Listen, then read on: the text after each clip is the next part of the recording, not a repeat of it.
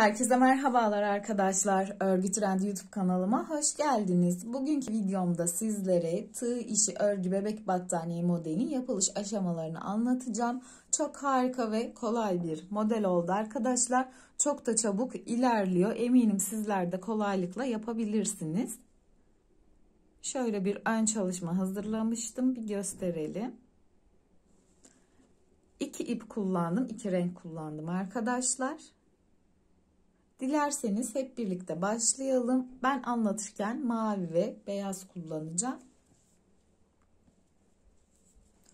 Modelimizin kurulumuna zincir çekerek başlıyoruz.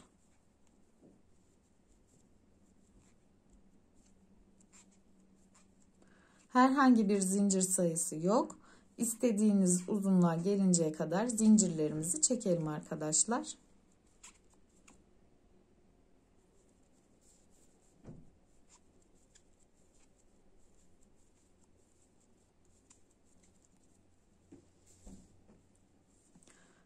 Benim modeli anlatmak için bu kadar bir zincirim yeterli. Birinci boşluğu bırakarak ikinci boşluğuma bir adet sık iğne yapıyorum. Tığımın başını doladım. 1, 2, 3 boşluk atlayarak dördüncü boşluğumun içerisine ikili trabzan yaptım. Aynı boşluğun içerisine ikili trabzan. Aynı boşluğun içerisine 7 adet ikili trabzan yapıyorum arkadaşlar.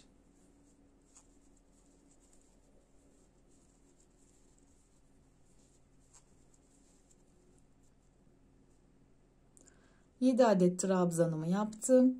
3 zincir boşluğu atlayarak 4. zincir boşluğun içerisine sık iğne ile modelimi kapattım. Tığımın başını doladım. 1, 2, 3 boşluk atlıyorum. 4. boşluğun içerisine 7 adet ikili trabzan yapıyorum. Modelimin ilk sırası bu şekilde ilerleyecek. Aralara hiçbir şekilde zincir çekmiyoruz. Aynı zincir boşluğun içerisine 7 adet trabzan yapıyoruz.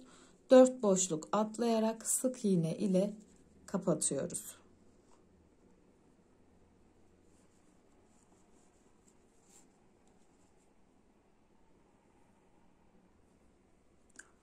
Zincirimin sonuna kadar modellerimi oluşturdum ve sonunu sık iğne ile kapatıyorum. Arkadaşlar ipimi burada keseceğim.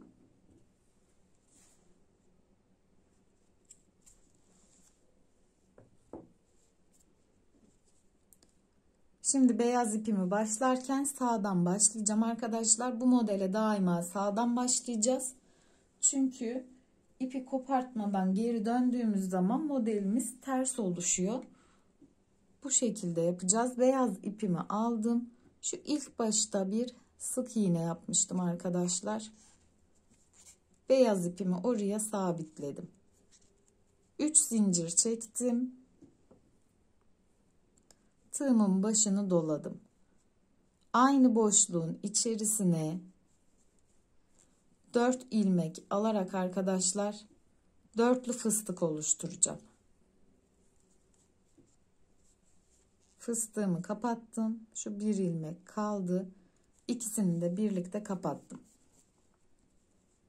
6 zincir çekiyorum.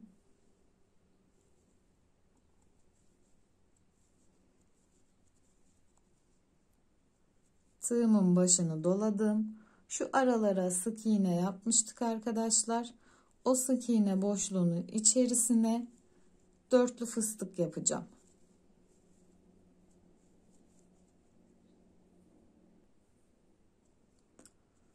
Dörtlü fıstığımı yaptım. 3 zincir çekiyorum araya. Tığımın başını doladım. Aynı boşluğun içerisine bir adet daha dörtlü fıstık yapıyorum.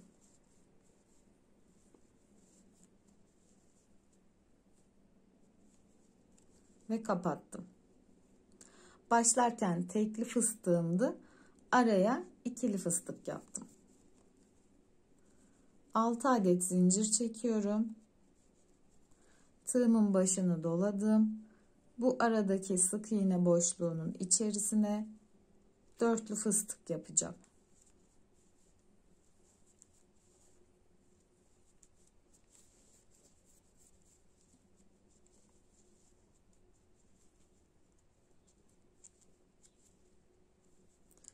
Üç zincir çektim.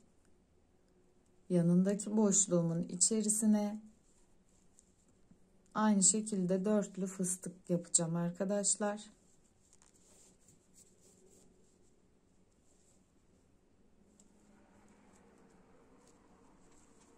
Fıstığımı kapattım. 6 zincir çekiyorum araya.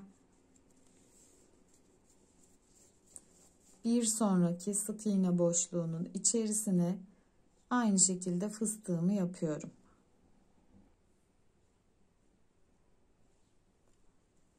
Arkadaşlar bu ortalara ikili fıstık yaptık. Başına tekli yapmıştık. Sonuna da tekli yapacağız. 6 adet zincir çekelim. Bu sonundaki boşluğa arkadaşlar 4 ilmek alıyorum ve fıstığımı kapattım. Tığımın başını doladım. Buraya bir ikili trabzan yaparak modelimi burada bu şekilde bitiriyorum ve ipimi kesiyorum.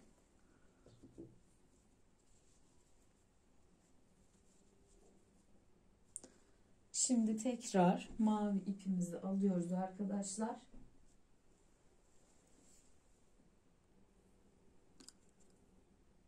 Bu başta çekmiş olduğum zincirin içerisinden mavi ipimi geçirerek sabitliyorum ve 3 adet zincir çektim.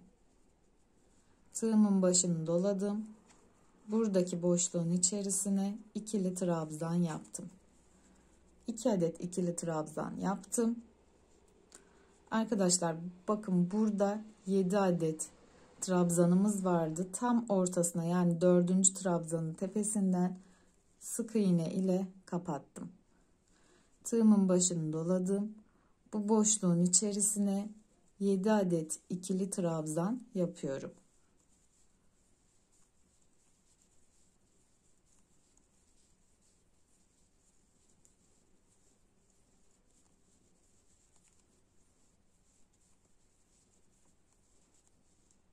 Trabzanlarımı yaptım. Burada tam tepe noktasından kapattım. Tığımın başını doladım. Bu fıstıkların ortasındaki boşluğa 7 adet ikili trabzan yapıyorum. Burayı biraz hızlı anlatıyorum ki video uzamasın arkadaşlar.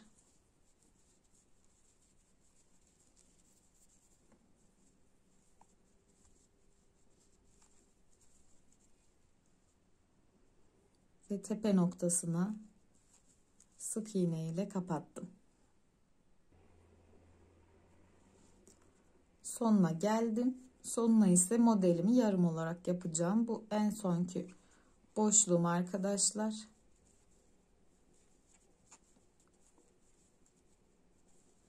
Üç adet ikili trabzan yaptım. Bir zincir çektim. İpimi koparttım burada. Şimdi beyaz ipimi alıyorum. Bu sıranın da mantığını anlatalım arkadaşlar. Burada tekli fıstık ile başlamıştık. Buraya ise şu araya ikili fıstık yapacağız. Hemen zincirime beyaz ipimi sabitledim. 3 zincir çektim ve aynı deliğin içerisine sık iğne ile kapattım. Tığımın başını doladım. Bu aradaki sık iğne boşluğuna dörtlü fıstık yapıyorum. Araya 3 zincir çektim. Tığımın başını doladım. Yanına bir adet dörtlü fıstık daha yapıyorum. Bu şekilde. 6 zincirim var. 6 zincir çektim. Aradaki sık iğne boşluğunun içerisine fıstığımı yapıyorum.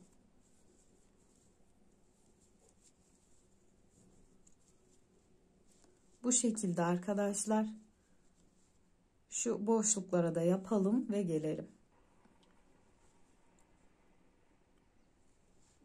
Sonuna geldim.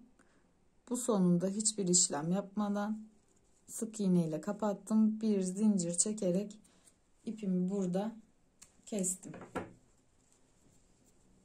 Şimdi arkadaşlar ben başlangıç ve bitiş noktalarının püf noktalarını anlatmak istiyorum. İlk başlarken modelim tamdı. Bu üzerine tek fıstık yaptığım için üzerine yarım model yaptım. Bu 2 sıra bu şekilde bitti. Buraya tam yani 2 adet fıstık yaptığım için üzerine de modelimi tam olarak yapacağım.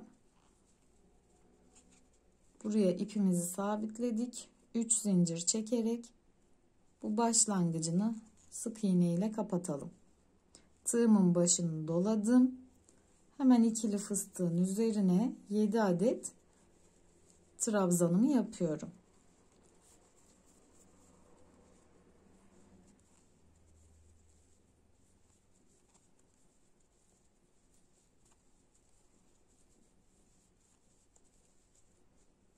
Trabzanlarımı yaptım. Tam orta boşluğa kapattım. Modelim bu şekilde ilerliyor arkadaşlar. Bir üstüne geldiğim zaman bakın buraya tekli fıstık yapacağım. Onun üzerine mavimi giderken de yarım model koyacağım. O 2 sıra bittikten sonra ikili fıstık yapacağım. Üzerine tam model koyacağım. Modelimiz bu şekilde ilerleyecek. Ben bu maviyi başa kadar götüreyim ve beyazı tekrar anlatayım. Bu sıramı bitirdim. Ve buraya sık iğne ile sabitliyorum. Bir de zincir çekerek ipimi burada kestim. Şimdi beyaz ipimi alıyorum arkadaşlar. Buradaki sık iğne boşluğunun içerisine beyaz ipimi sabitleyerek 3 zincir çektim. Tığımın başını doladım. Aynı boşluğun içerisine dörtlü fıstığımı oluşturdum. Fıstığımı kapattım. 6 zincir çekiyorum. Tığımın başını doladım. Aradaki sık iğne boşluğunun içerisine aynı şekilde fıstığımı yapıyorum arkadaşlar.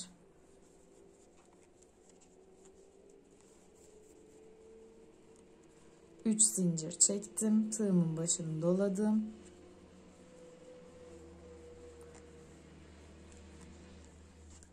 Fıstığımı oluşturdum. Modelim bu şekilde devam edecek arkadaşlar. Umarım anlaşılmıştır.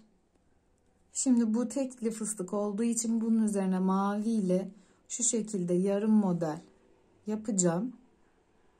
Ve böyle devam edecek arkadaşlar. Modelimiz oldukça kolay ve çabuk ilerliyor. Umarım sizler için de faydalı bir video olmuştur. Ve benimle birlikte keyif alarak örmüşsünüzdür arkadaşlar. Videomu sonuna kadar izlediyseniz lütfen kanalıma abone olup videolarımı beğenip arkadaşlarınıza tavsiye etmeyi unutmayın. Bir sonraki videomda görüşünceye dek hoşça kalın.